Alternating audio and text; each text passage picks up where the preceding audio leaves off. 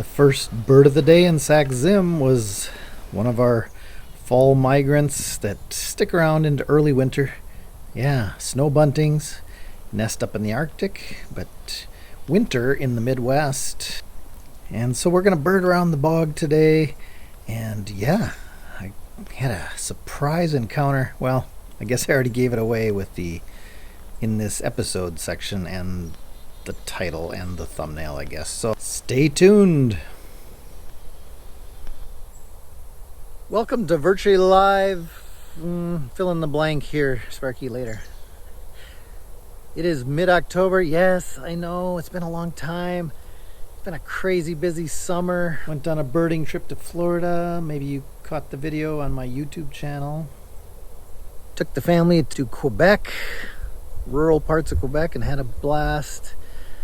Oh, and we've been busy at the Welcome Center with the new Taiga Boardwalk. It's gonna connect from those trails west of the Welcome Center over to Grey Jay Way, so you can make a cool loop through the stunted bog like this.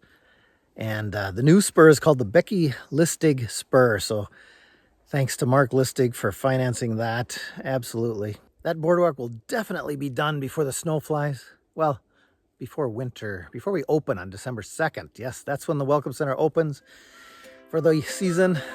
Well, let's get back to birding.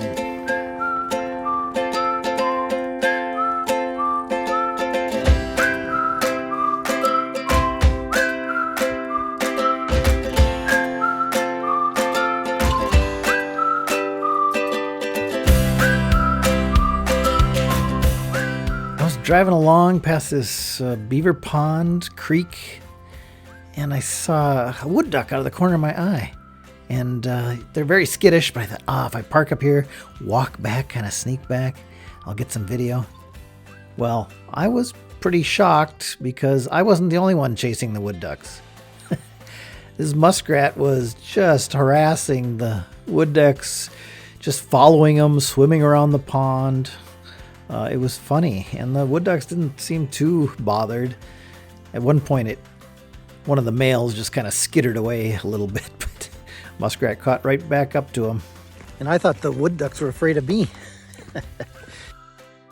Actually, there's a beaver lodge there and some beaver workings, but this was a muskrat kind of harassing a wood duck. Interesting.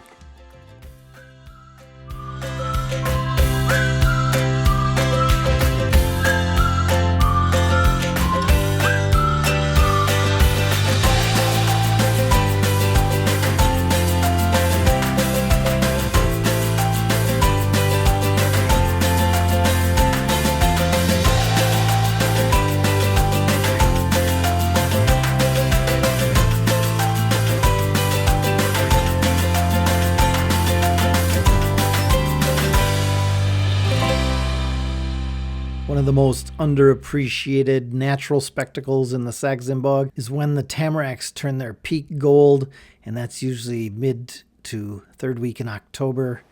You're going to have to hurry if you want to see it, but put it on your calendar for next year. It's actually in our calendar. Check it out. The winter finch report came out, and it looks like it might be a pretty good year for crossbills. Fingers crossed. Certainly, it's going to be a better year for redpolls this year than last year, for sure. But man, the pine siskins sure are migrating through Sax-Zim right now. Will they stay, or are they heading further south? Oh yeah, I almost forgot. 2024 Bog Wild Calendar. Bing, bing, bing, beep. Right there. Is out and available. Almost 90 photos from the top photographers in the Sax-Zim Bog. And yeah, all kinds of fun facts, natural history, phenology, lunar cycles, record low temperatures. Yeah, you know, that 40 to 50 below stuff. We put on there holidays of every kind. And they're all from the last 12 months and all taken in the Sax-Zim Bogs. That makes these calendars really amazing. It's a lot of fun. And I do get asked occasionally, how do I get my photos in the calendar? Well, we don't have enough folks to handle an open submission, so make sure and post your best stuff from throughout the year on our Facebook page or our Facebook group, Friends of Sax-Zim Bog. That's where we pick the photos from. So Post your best photos. We always need summer and fall and spring stuff. And we always need stuff besides great gray owls. So flowers, turtles, fish, rainbows, bunnies, snowshoe hares, martins, moose, skunk cabbage. Yeah, I think we've had skunk cabbage in the last 2 calendars. You can buy them on our website under the shop tab. Yeah, I almost forgot that.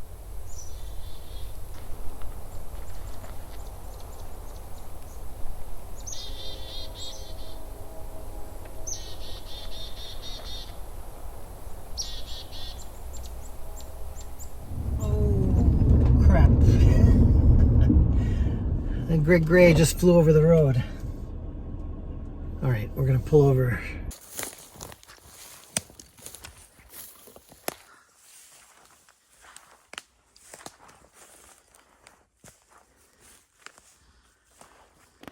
Oh, there's a great gray.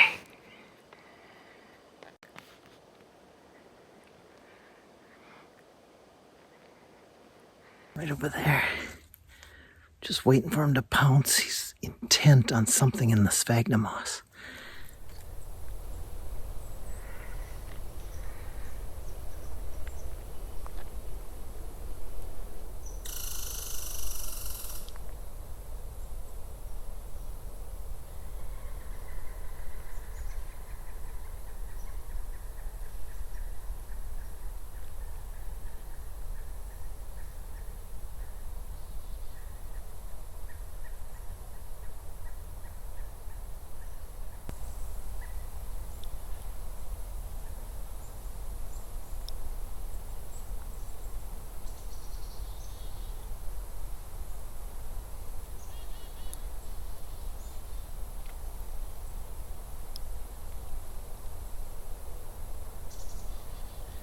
Oh, there he goes.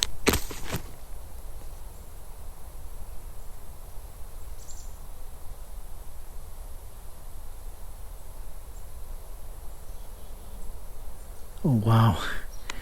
I am hunting with a great gray. It's only about 20 feet away from me.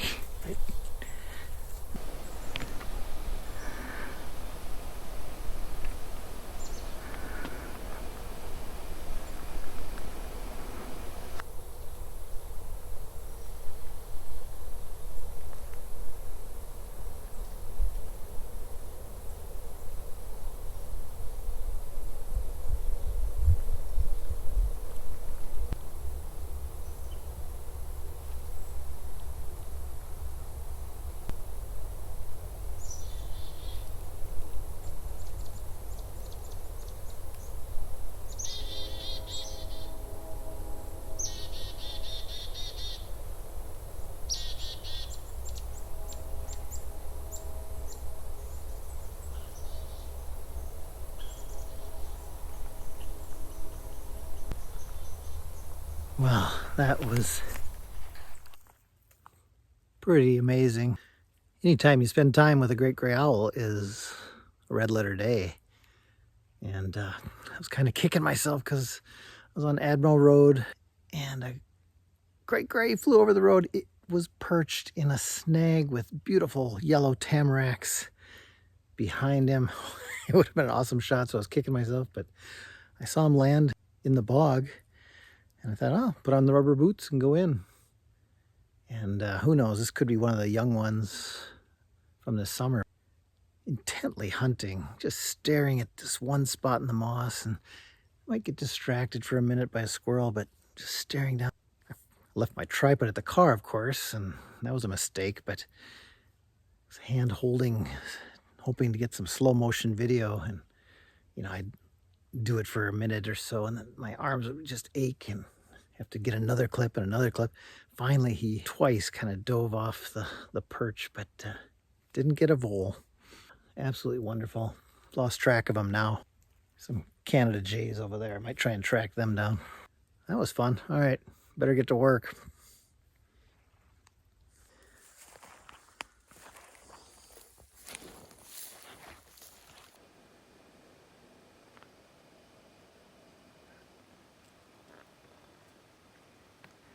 And if you want to help support the bog by birding, there's also the Birdathon, the world's coldest Birdathon. not just the bog. You can bird all over northeast Minnesota and northwest Wisconsin. It's a blast. We've been doing it since 2011, and we need somebody to beat Dave Benson and Lars Benson and John Ellis's team, the Grousing Twitchers. Yeah, they need some competitors. You can do it on foot. You can do it on bike. You can do it by car. There's motorized and non-motorized divisions. There's a 1-day and a 2-day division. So think about it. Think about it. Also time to start thinking about tiny bird art. Tiny.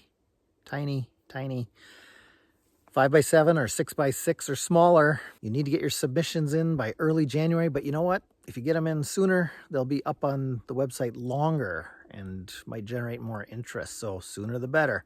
You can submit online. There's info on our website right here. That is a major fundraiser for us now. Oh, yeah, we also got to blast back in time and give you the highlights of our Bog BioBlitz 11, 5, 10, 11. Beautiful day back in July, celebrating the bog diversity, the incredible biodiversity in bogs. Well, then he probably had it down. It would be nice to go over there. But we had just come. Lumps on these, bumps on these. It happened already. So if you are aware, there has been 2 fields. The leaf hopper. They hopped away.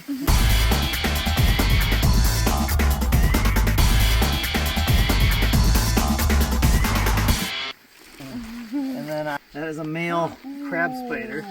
So the one with the black legs. That's the goldenrod crab spider. That is a big female. Yeah, he's really. And see those pink like lightning stripes on the side? That's diagnostic for stenotus. Can you just spell it for him? We're on a spider trip, but Hey. wow, you can't pass up this thing. No, that is a beaut. Great find, Eva. We had some sharp eyes in our group. You guys find any monarch caterpillars? Anybody else want to see this brown mantid? It looks like it's, On these ones, we have to look at the underside of the wing and see all of those little dots. Do you see those beautiful?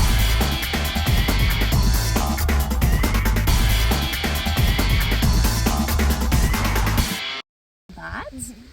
That tells the story of who that butterfly is. Can you see it, sweetie pie? Where'd it go? Is it still there? Oh, it's right there. Can you guys see that? Oh, he's hiding. He's a little shy. The name of that one is, Emma?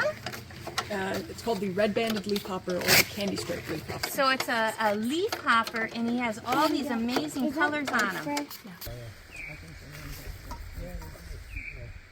Things we want to look at is eyes separated.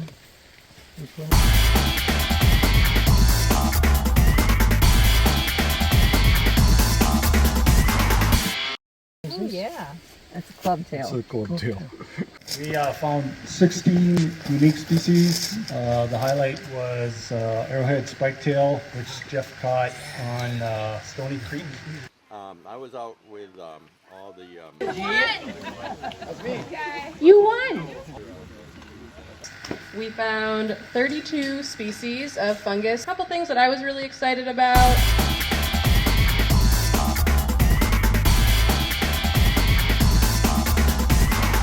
We got a rosy conch polypore mushroom. It had only been found documented 4 times in Minnesota at that point. Well, we did run into some basswood today and some bur oak, which gave us a good number of new species, and that was really fun to come across, including like this really fuzzy mite. Probably saw 25-ish species.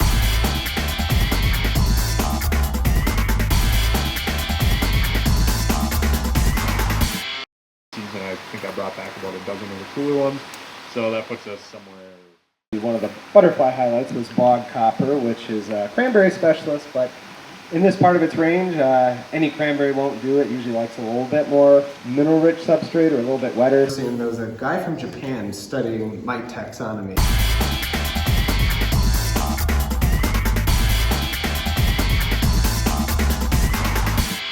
And specifically, the group of mites that attach to the eyes of sphinx moths. But we had flat-leaved bladderwort, which is one that I think from the bog we only know from Toivola Swamp. Close to 130 species of moth last night. Enthusiasm, followed by their parents and grandparents, was wonderful. Our best, most exciting find was definitely a black-billed cuckoo. We got a great look at a black-billed cuckoo that pretty much just sat there for several minutes. Very interesting find was a colony of breeding marsh wrens.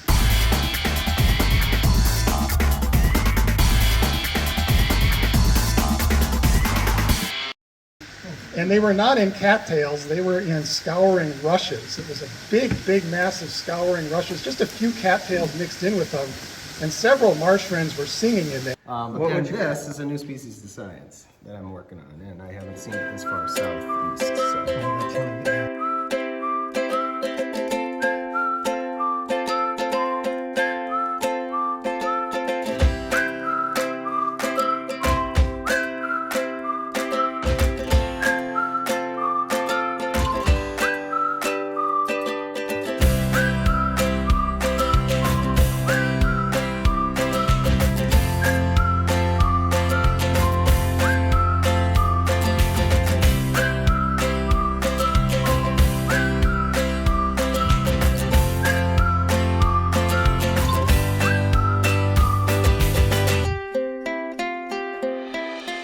Superstar bird of the day, no doubt. My buddy, the great gray owl that let me hunt with him for her for about a half hour.